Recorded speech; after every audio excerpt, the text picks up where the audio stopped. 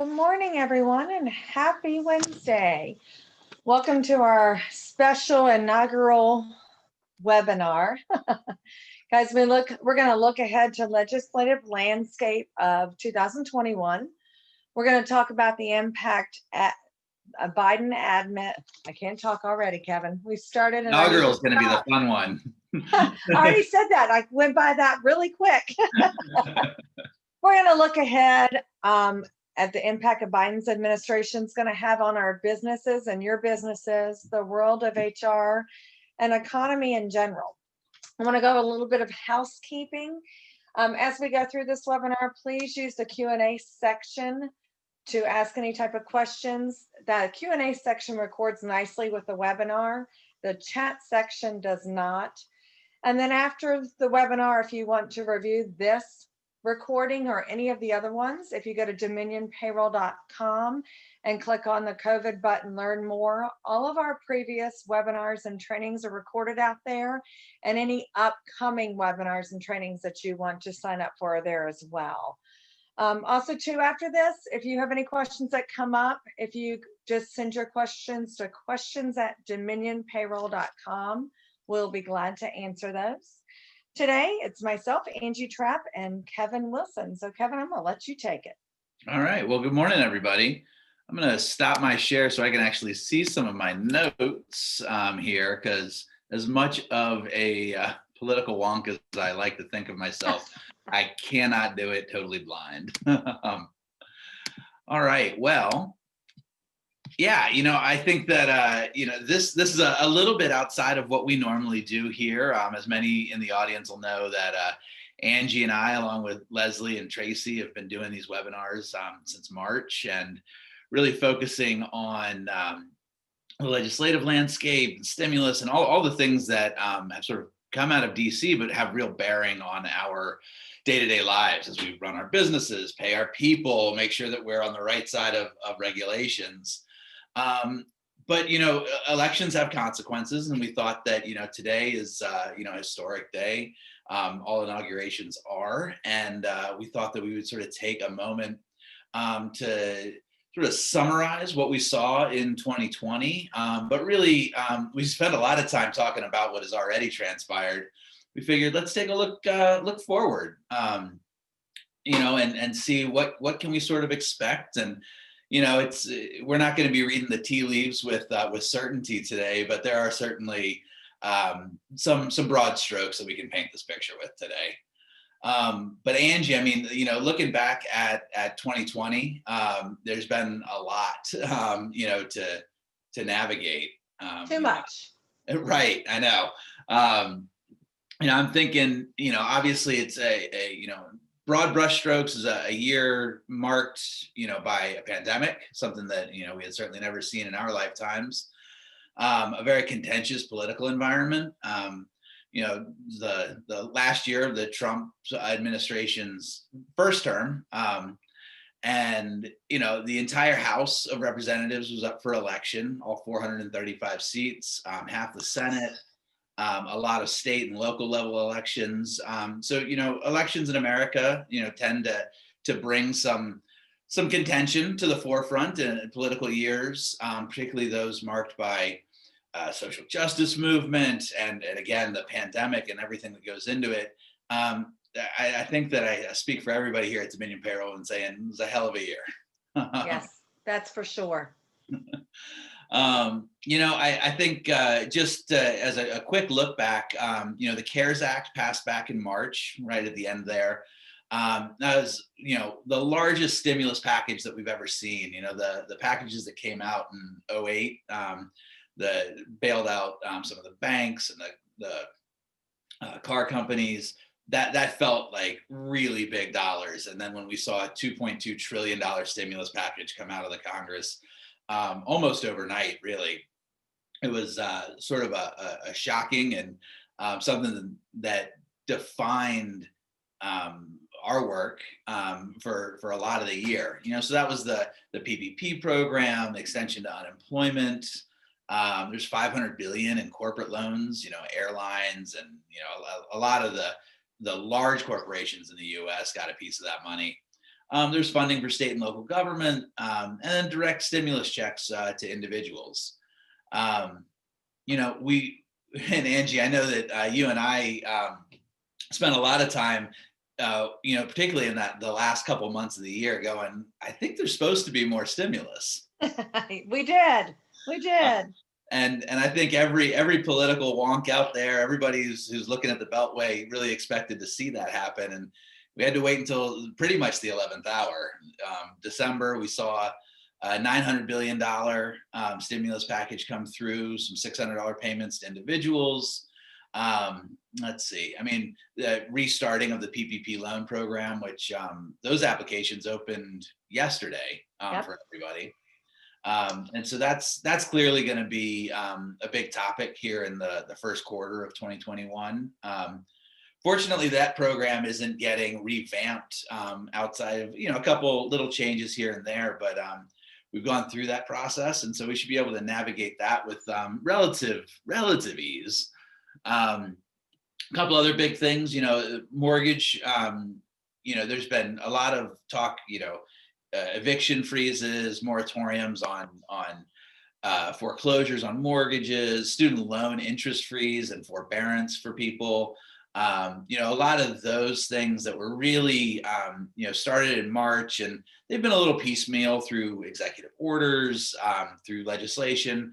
But, you know, I think a lot of what we saw over the last 9 to 10 months was sort of a piecemeal approach to saying, let's try and stop the bleeding as much as we can. Let's, you know, hunker down, get through this.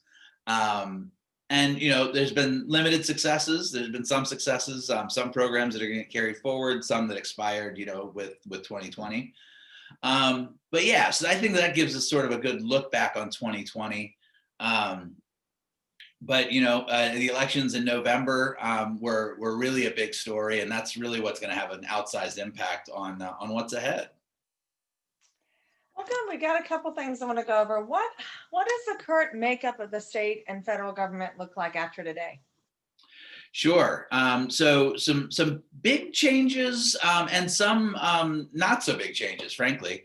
You know, on a federal level, you know, Democrats have retained the House of Representatives, though not by the margins that they had hoped for, and certainly a lot of pundits were predicting back in October and early November. They ended up actually losing 13 seats in the House, so their majority has been reduced to 222 versus 212 Republicans. There's one vacancy currently there. So a majority, and Nancy Pelosi will retain her speakership and continue to sort of push that agenda out of the House. The big news, you know, in November, the Senate was too close to call, with 2 seats in Georgia going to a runoff, which occurred in January. And that was wildly close, 2 races down in Georgia. The Democrats, John Ossoff and Warnock, were able to squeak that out, given the Democrats 2 seats in the Senate. So it's a 50-50 split there. And Vice President Kamala Harris will act as the tie-breaking vote. So giving I mean, just the thinnest of majorities in the Senate. Joe Biden will be inaugurated in about 51 minutes as the 46th president of the United States. The executive branch goes to the Democrats, and with Donald Trump nominating and having selected 3 members of the Supreme Court and having appointed a record number of federal judges, the judicial branch, you know, they try as hard as they can to be as nonpartisan as possible, as general way of carrying themselves. But you know, you sort of you come with what brung what you dance with who brung you. There's the phrase I was looking. And so, you know, there's some benefits that the Republicans will see to having a more conservative judiciary, I think. The state level is where we saw sort of surprisingly not much happen. You know, the Democrats had hoped really to pick up some state seats in various partisan houses. They ended up losing 10, I believe.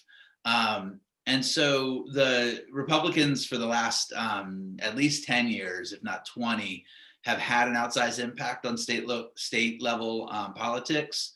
And they'll continue with their control of 59 out of the 98 state level chambers. A little bit of trivia I learned, Nebraska is the one state in the country that has a nonpartisan single legislative body. So that's why there's only 98 state level chambers that are partisan, and then that one in Nebraska that doesn't recognize parties. The thing on the state level that is really worth paying attention to, because this will have an outsized impact over the next decade of our lives, is the census was completed last year. It'll be certified this year, and in 2022,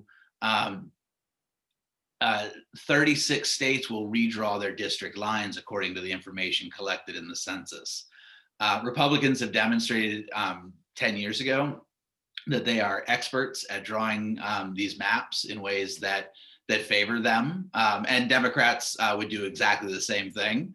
But right now, the Republicans will have an outsized impact on how those districts will be drawn, and that there won't be an opportunity to redraw any of those until 2032.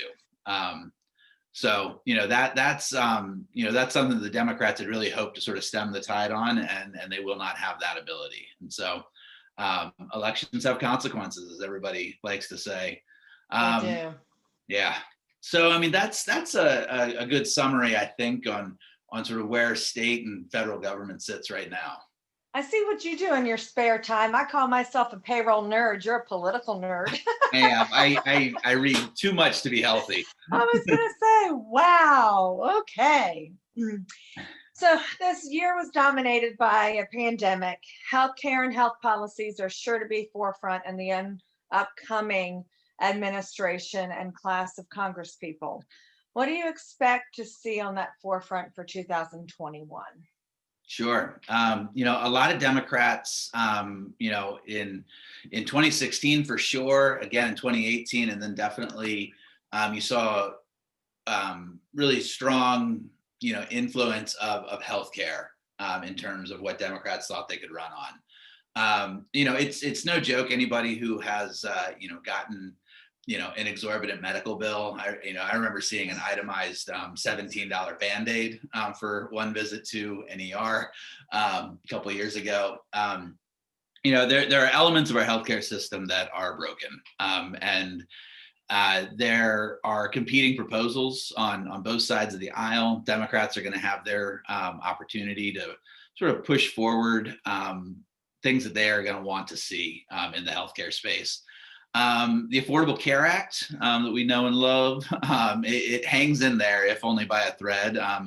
The Supreme Court has gotten rid of the fine in the individual mandate, taking a lot of the teeth out of that law, but it does remain the law of the land as far as compliant plans. I think that it's really likely that we will see the Biden administration have a big push for Medicaid expansion in all 50 states. Right now, that's an optional thing. I think there'll be political pressure to do that. I think we'll see a bolstering of the federal marketplace for folks to buy individual coverage there for themselves and their family. Prescription drug pricing is a big thing. I think that there's bipartisan frustration bordering on anger when you see that a typical blood thinner runs for $17 a prescription in France, and it's $1,300 in Arkansas, and things like that. The Trump administration had teased doing something with an executive order. There wasn't effectively a lot of teeth in what he was able to do, and so I think there'll be a legislative push around prescription drug pricing, and then insurance companies needing to work across markets. The idea that if I'm on a car trip and hurt myself in Pennsylvania, that the price for my care is going to be quadruple what it would be in Richmond, Virginia. There's a lot of just sort of common sense approach to saying, hey, there's got to be a way for these companies to talk to each other and even out the pricing around the U.S. Definitely. So I think those are some of the larger things that we're likely to see. I don't think that we're going to see, you know, a Medicare for all, a single payer system. I think that there's too many Democrats that, you know, for multiple reasons don't support that. And one thing that we really did see in this last election, it wasn't that that the extreme right or the extreme left won the election. It was really moderates right in the middle.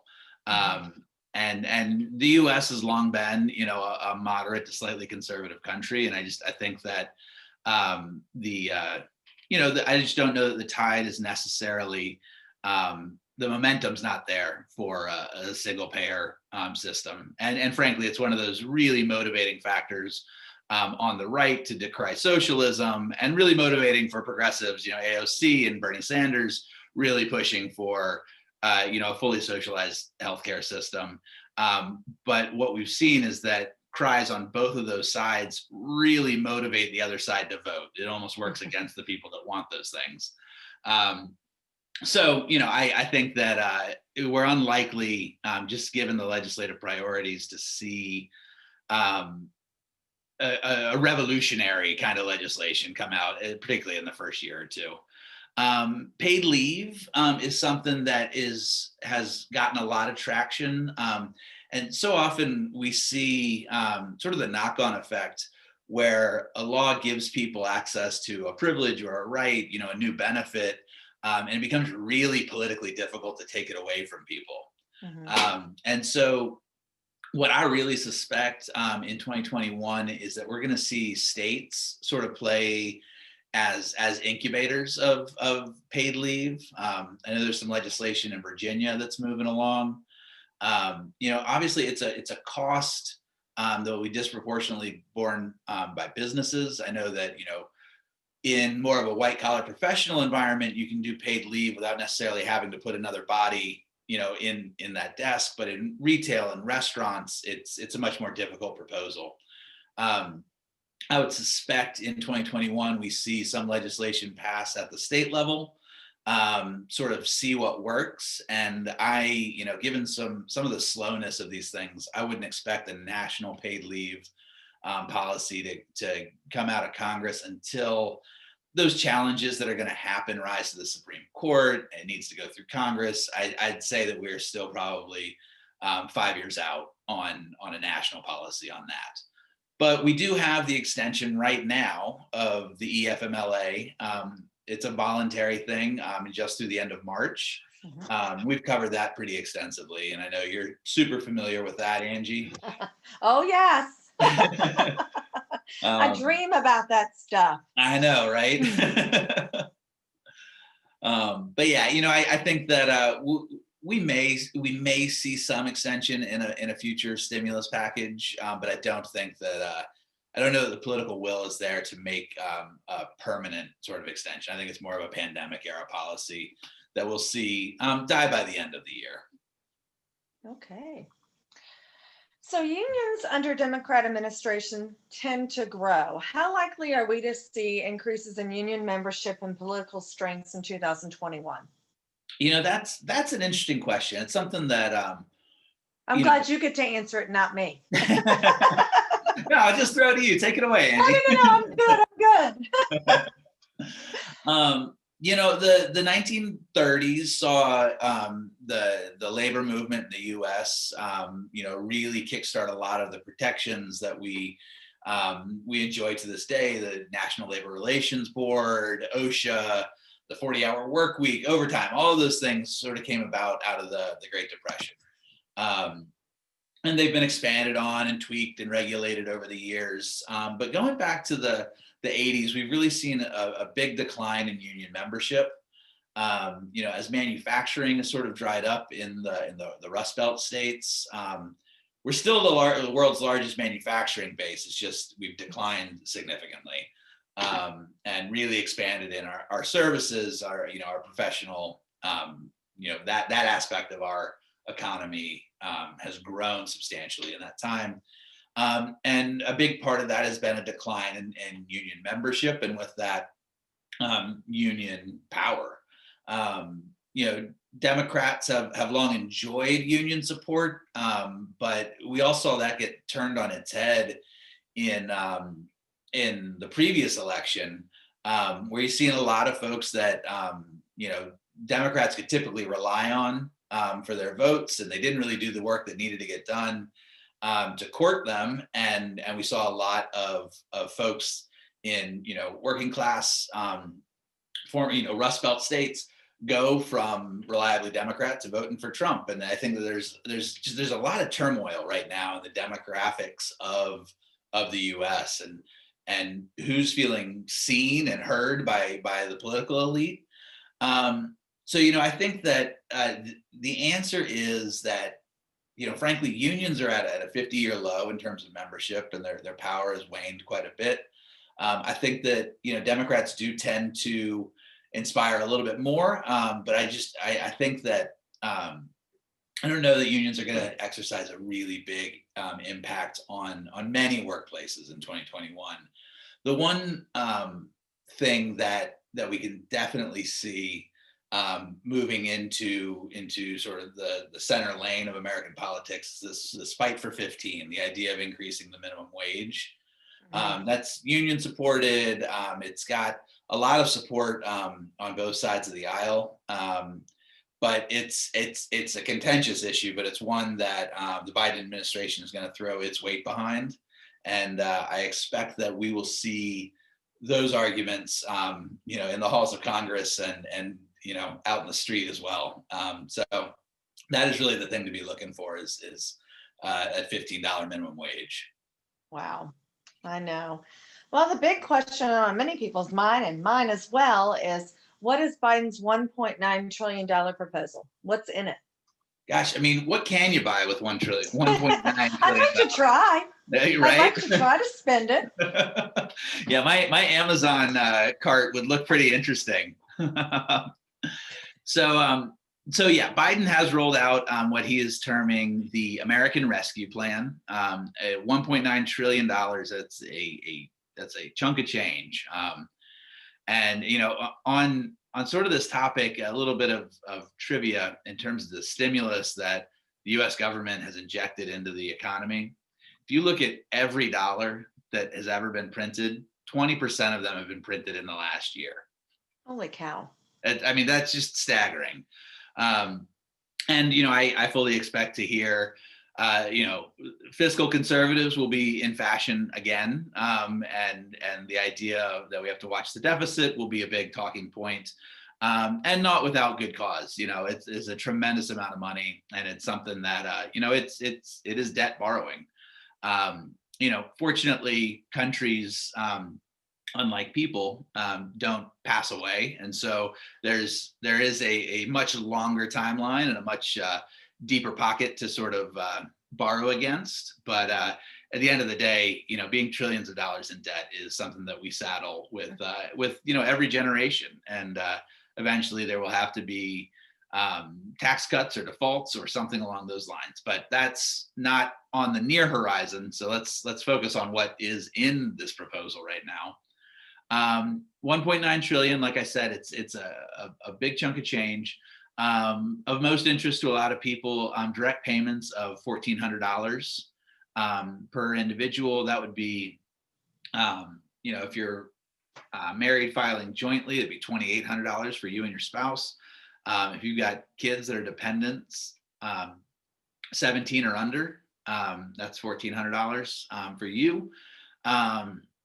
And that would be a one-time payment. And that was sort of a way of the Democrats saying, we really wanted 2,000. We just got 600 out. We're going to get you to 2,000. But this would be a one-time payment. Folks further left in the party are really looking for continued monthly payments. I don't see that happening. I don't think that the political will is there to really get it done. Let's see, increased unemployment. Right now it's at 300 a week. This proposal would bring it to 400. And that would be all the way through September of 2021. Most of Biden's proposals specific to sort of stimulus and pandemic go through September. I think that, the folks that he's talking to seem to think that that's when we'll really have turned the corner in terms of vaccinations, the health of the country, the economy on the way back up. So most things that he's proposing take us all the way into the right to the doorstep of the fourth quarter. Wow. I know. A couple things where I think it'll get contentious. There's 350 billion in that bill for state and local governments. State and local governments are required by the Constitution to have balanced budgets. The federal government's not. And so a lot of states and municipalities are struggling right now. And, with their tax base having been eroded through unemployment, through lack of people, being in shops and restaurants, paying tolls, that sort of thing.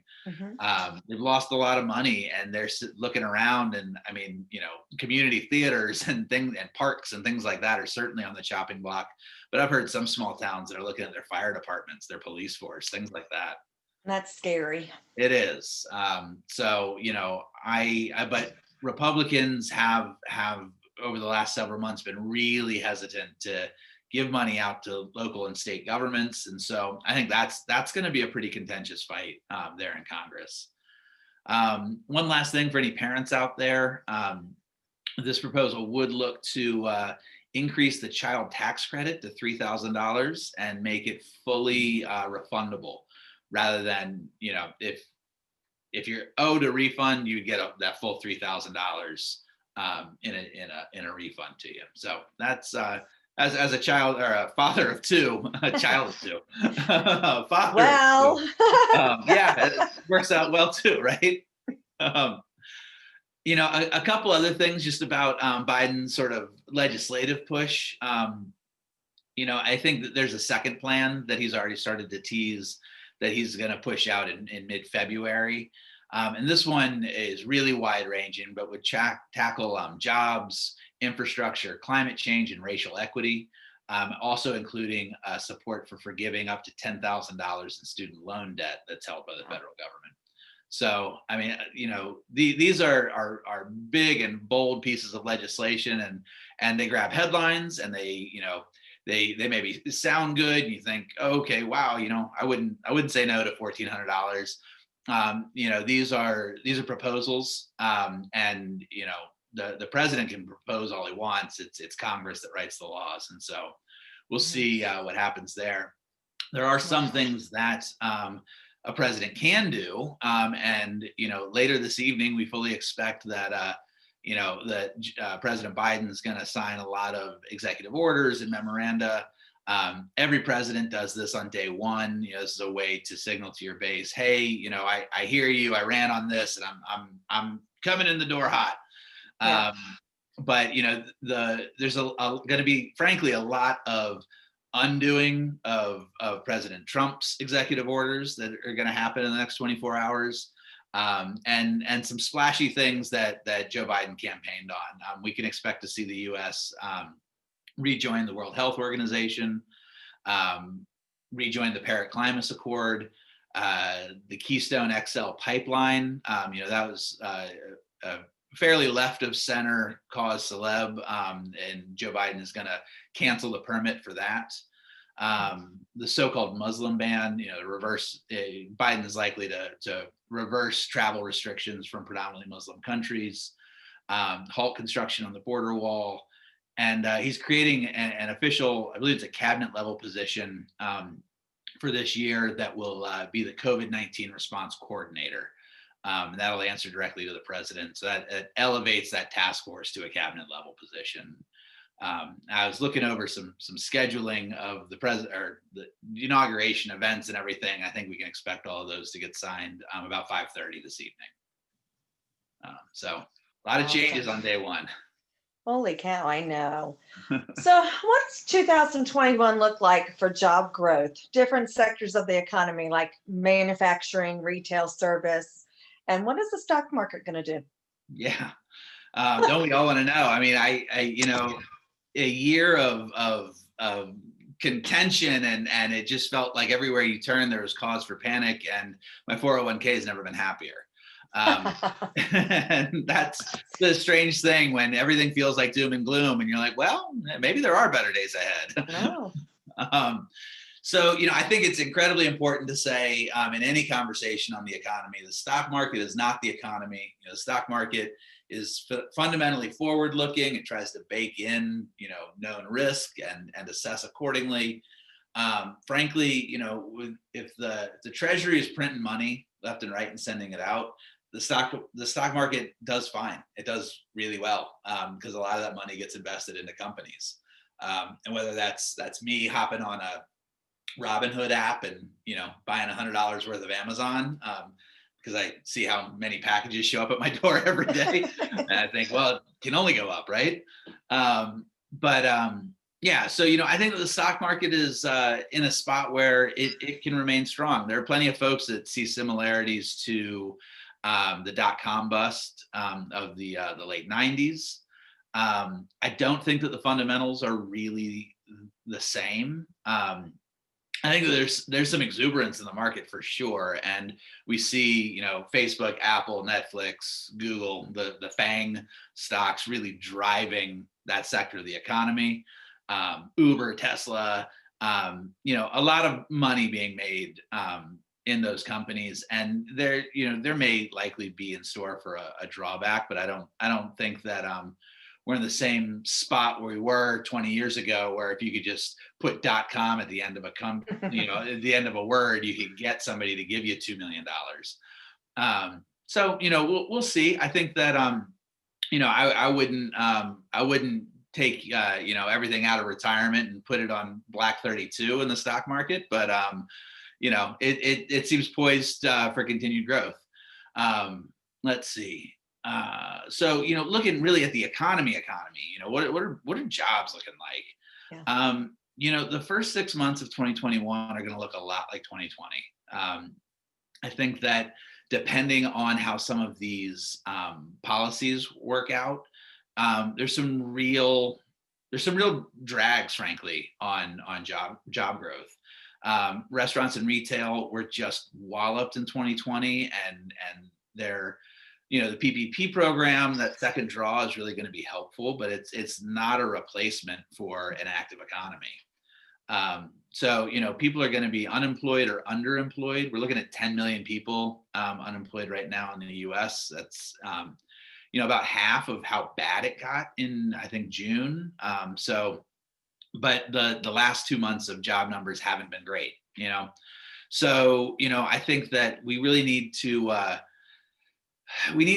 see how these policies are going to work out. And I think it's going to be uneven. I think that's really going to be the story of 2021. I would not want to own a cruise ship or a movie theater right now. I think that white collar, sort of professional class, creative class jobs are, if anything, in 2020, we learned that they can be done remotely or in hybrid models. And so, I think we're going to see a lot of the same Zoom backgrounds for the next, foreseeable future. I think that, manufacturing is a really interesting thing. I think it's fascinating. We have this story in our sort of collective conscious that the United States has like stopped making stuff. Everything's made in China. We're still the manufacturing lead in the global economy. It's just China has risen to be just behind us, and they will likely overtake us in terms of making goods. But we have a strong manufacturing economy, but we're transitioning into a more automated and tech-centric base. And so I think that education policy is really the thing to watch there in terms of, do we have access to subsidized community college? That's something the Democrats have been banging that drum for a little while. Retraining programs, the coal economy of Kentucky and West Virginia is beyond dead, and no right thinking person thinks that economy is going to come roaring back. But there's still humans who have those jobs, and they deserve economic opportunities. And so if there's retraining programs to get these folks into, whether it's an energy analog of just moving into solar or wind or natural gas, that's an option, or retraining for jobs of, the 21st century. So, there's a lot in there. I think that when we get to the summer and hopefully, vaccinations have really taken hold on at least a majority of the American public, we start to see a real normalization of people leaving their houses. I think that masks will be with us through the rest of the year. But I really think that the switch, at least in my head, is, am I wearing a mask because it's just sort of part of the custom and we've all just sort of agreed, hey, let's do that? Or am I wearing it out of fear? And if I've got 2 vaccines and shots in my arm and I'm just, I'm a lot more likely to pop into a store, to go engage in some activities. And so I don't think it's going to be an overnight thing, but I think that the second half of 2021 could be headline generating. Let's say that. I think that economic growth on the back end of the year is going to be, frankly, pretty spectacular. There's a lot of pent up demand. And I know that, my eagerness to go to the beach, to get on a plane or bus, train, you name it, I'll hang glide there. I'd like to get out there and spend some dollars and have some experiences and get out of this office. I know, I'm ready for a real vacation, not a stay-at-home vacation. Come on. Yeah. Gosh. So good things ahead, I think. I hope. I know you're an avid political wonk, and boy, have you proved it today. What is your number one prediction for 2021?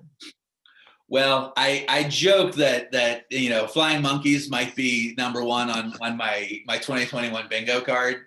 But no, I think in all honesty, as I look ahead, I think that there's a lot of heat in the room right now. There are a lot of frustrated people. There's a lot of people who the economy doesn't serve. There are a lot of sick people, and I think it was just last night that the United States crossed 400,000 people who passed away from coronavirus. So I think that there's been just an enormous amount of suffering and uncertainty. And I think that what we see in 2021 is hopefully a calming of the waters. I think that we see folks that are able to come forward, politically with policy, and really just to stand in front of the American people and say, hey, enough. Let's all take a breath.